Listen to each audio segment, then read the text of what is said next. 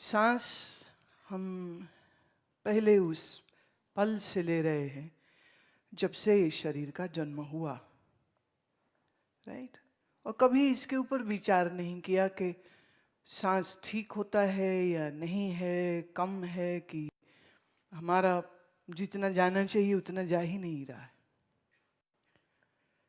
And I believe this is something which should be taught to every child who is about to begin their education, their studies, because when you inhale properly and deeply, you gather more oxygen.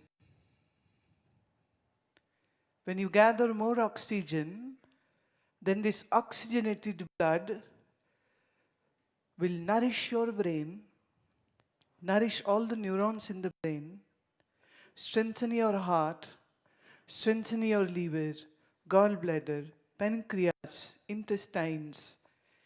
And the stronger diaphragm muscle you have, the stronger your gut would be, your ab would be.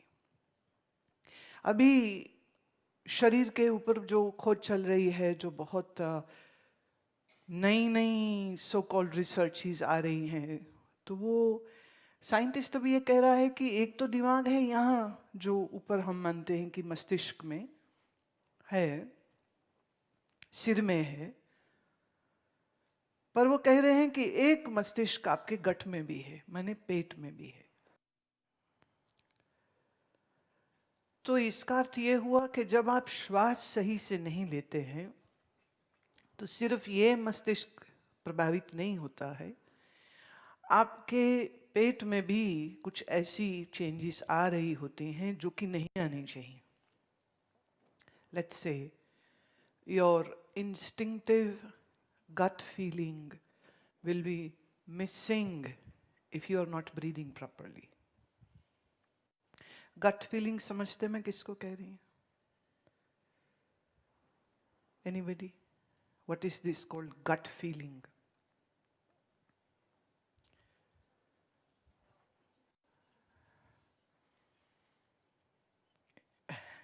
GUT गट शब्द का अर्थ क्या होता है, कौन कहेगा? हे भगवान, है? हाँ, पेट। तो गट फीलिंग का मतलब क्या होना चाहिए? एक ऐसी फीलिंग जो आपके पेट से आती। अच्छा, आपने आम भाषा में सुना होगा, कोई बहुत जानदार काम हो तो वो कहते हैं जिगरा है तो करके दिखा। जिगर मतलब लीवर। लीवर कहाँ? In your gut. So unknowingly हम लोग सब ये शब्दों का उपयोग कर भी रहे हैं, पर हमें फिर भी ये मालूम नहीं कि इसका असल में अर्थ क्या है। जब आपका श्वास छोटा होता है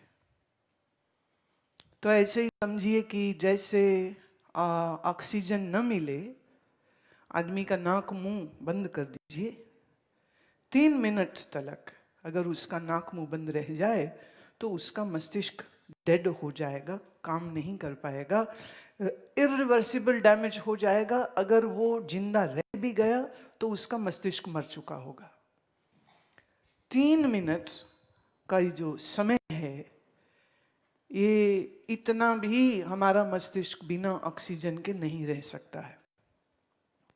नाउ जस्ट इमेजिन, जो आपके इंटेस्टाइन्स में, पेट में, ये जो अभी बिल्कुल नई बात है और बहुत लोगों को अभी भी हजम नहीं हो रही है कि कह क्या रहे हैं, लेकिन अब धीरे धीरे ये चीज़ों के ऊपर बहुत से पक्ष, पहलू वो स्पष्ट किए जा रहे हैं।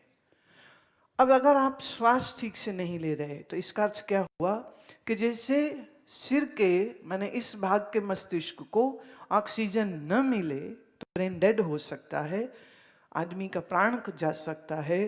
तो ऐसे ही जब आपका श्वास पूरा गहरा अंदर नहीं जाएगा तो इसका अर्थ क्या हुआ? आपका ये जो गट ब्रेन है ये आपका ठीक से नहीं चलेगा। Now what does that mean?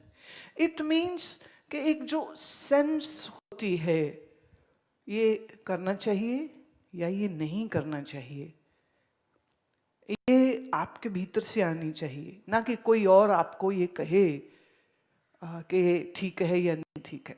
देखो, अगर आप किसी संत को सुनते हैं, सत्संग को सुनते हैं, सत्शास्त्र को सुनते हैं, कोई अच्छी हमारी जो वेद वेदांत की पुस्तकें हैं, कुछ उसको अगर आप पढ़ते हैं, तो ऑब्वियसली कुछ अच्छी विचारधारा आपके दिमाग में चलती रहेगी। मैं एक छोटी सी एग्जांपल लेती हूँ। इस समय मेरे सामने एक चिट्ठी है। ये चिट्ठी जिन्होंने लिखा है वो कहते हैं कि मुझे एक स्वप्न बार बार आता है कि जिसमें मेरी माँ और मेरे भाई मुझको एक पहाड़ से नीचे धक्का दे देते हैं, और ये बहुत बार स्वप्न आता है। और इस समय हालत ये है कि उनको अपनी माँ और अपने भाई से अब जागते हुए में भी, दिन में भी डर लगने लग गया है, क्योंकि ये स्वप्न इतनी बार उन्होंने देखा है। Now you know it, when the dream is happening, it doesn't seems like that it is a dream. The dream looks like reality. It is only when you wake up, then you, okay, it was a dream and now I am off the dream. But when the dream is happening, it is as real as any reality can be for you. अब अगर एक ही दृश्य आप बार बार देख रहे हैं कि आपकी माँ या आपके भाई, इस बच्ची ने जैसा लिखा कि उसे पहाड़ से नीचे धकेल रहे, अब इसका अर्थ क्या है? इसका अर्थ ये है कि उसके सबकॉन्शियस में ये एक भय मौजूद था जो स्वप्न में उसको इस दृश्य के रूप में दिखाई दे रहा था। माने हमारे सबकॉन्शियस में, हमारे अवचेतन मन में जो गया होता है, उसी संस्कार के अनुसार आपके स्वप्न होते हैं। और जैसा आपके अवचेतन मन में इंप्रेशंस होंगे, वैसे ही आपके थॉट्स भी होंगे। Are you getting my point? If you are having bad thoughts in your mind, then it means that these thoughts are coming from your own subconscious. अब ये सबकॉन्शियस जो है, इसमें क्या कुछ पड़ा है ये तो सामने से किसी को भी जानना बड़ा मुश्किल है। अच्छा, शरीर जो है वो मर गया तो जला दिया गया तो खत्म हो गया, लेकिन ये जो मन है ये तो मरता नहीं है। इसका मतलब कि पिछले जन्म में जो आपके पास मन था वही आज है, उसके पहले जो था वही आज है, उसके पहले जो था वही आज है। तो शंकराचार्य जिसको कहते हैं ना, पुनरपि जननम पुनरपि मरणम पुनरपि जननी जठरे शयनम, बार बार जन्म होता है, बार बार मृत्यु होती है, और शरीर बदल जाता है, पर क्या चीज नहीं बदलती है? वो है आपका मन। आपका मन समझिए एक ऐसी अनलिमिटेड स्पेस वाली हार्ड ड्राइव है जिसमें आपके सब एक्सपीरियंसेस रिकॉर्ड होते रहते। जैसे सीसीटीवी कैमरा लगा हो तो उसको कोई आदमी थोड़ी कंट्रोल कर रहा है, तो कैमरा का काम है जो भी उसके सामने आएगा उसकी फुटेज वो लेता जाएगा। अब आपकी जो हार्ड ड्राइव्स जो यूज होती हैं वो एक स्पेस की होती हैं, एक स्पेस के बाद फिर उनको वापस खाली करना पड़ता है ताकि वो फिर से नया रिकॉर्डिंग हो सके। लेकिन आपका अवचेतन मन एक ऐसी हार्ड डिस्क है जिसमें अनलिमिटेड स्पेस है। इसलिए अगर कहें 1000 जन्म पहले आपके मन ने जो भी महसूस किया था, अच्छा बुरा, दोस्त दुश्मन, तो उसके इंप्रेशंस आपके अवचेतन मन में पड़े हुए। जो दुख, जो सुख, जो भोगा, जो देखा, जो सुना, मैं सिर्फ सोचे की बात नहीं कर रही हूं, जो देखा, जो सुना, जो छुआ, जो अपनी चमड़ी से महसूस किया, आपने अपने स्किन से जो भी महसूस किया, वो भी एक इंप्रेशन, उसका भी एक संस्कार जो है वो आपके अवचेतन मन में पड़ा हुआ है। तो आज अगर किसी के स्वप्न में कुछ खराब चीज आ रही है तो वो खराब चीज बेसिकली आपके अपने ही अवचेतन मन से निकल रही है। अवचेतन मन समझिए आपके पर्सनालिटी का वो स्टोर है जिसमें आप खुद कभी नहीं गए, आपको मालूम ही नहीं, आपको याद भी नहीं कि आपने उसमें क्या क्या फेंक दिया था, अभी आपको उसका कोई रिकलेक्शन भी नहीं है. So your dreams are the mirrors of what kind of subconscious you have, or what kind of things are there in the subconscious mind. इसीलिए कभी कभी बहुत डर लगता है, कारण कुछ नहीं होता लेकिन फिर भी डर लगता है. अगर मैं कहूँ अंधेरे से कितने लोगों को डर लगता है, तो बहुत लोग होंगे. अगर मैं कहूँ सांप से कितनों को डर लगता है, तो बहुत लोग होंगे. अगर हम कहें छिपकली से कितनों को डर लगता है, तो वो बहुत लोग होंगे. किसी अनजान आदमी को देख के डर लगता है, ये भी बहुत से लोग होंगे. ऊंचाई से, गहराई से, अंधेरी गुफा में, मैंने anything and everything actually can scare our mind, right. अब ये जो इतने सारे वह हैं ये मन में, क्या आप बाहर से आए हैं या कभी बाहर कुछ बुरा देखा था और उसकी एक स्मृति चिन्ह हमारे अंदर पड़ गया है, और आज वो किस वजह से स्मृति बनी, वो क्रिया या एक्टिविटी या घटना क्या थी वो तो याद नहीं है, लेकिन उसकी एक इम्प्रेशन, उसकी एक छाप जो है वो मन के अंदर छूट जाती. कभी आपने महसूस किया कि आप बिल्कुल किसी नए आदमी को मिलते हो और वो बहुत अपना सा लगता है, जी होता है हम इसके साथ में थे. और कभी कभी कोई ऐसा मिलता है, आपको बस उसकी शक्ल देख के ही कुछ अजीब सी घबराहट होती है, या लगता है इससे दूर हो जाए.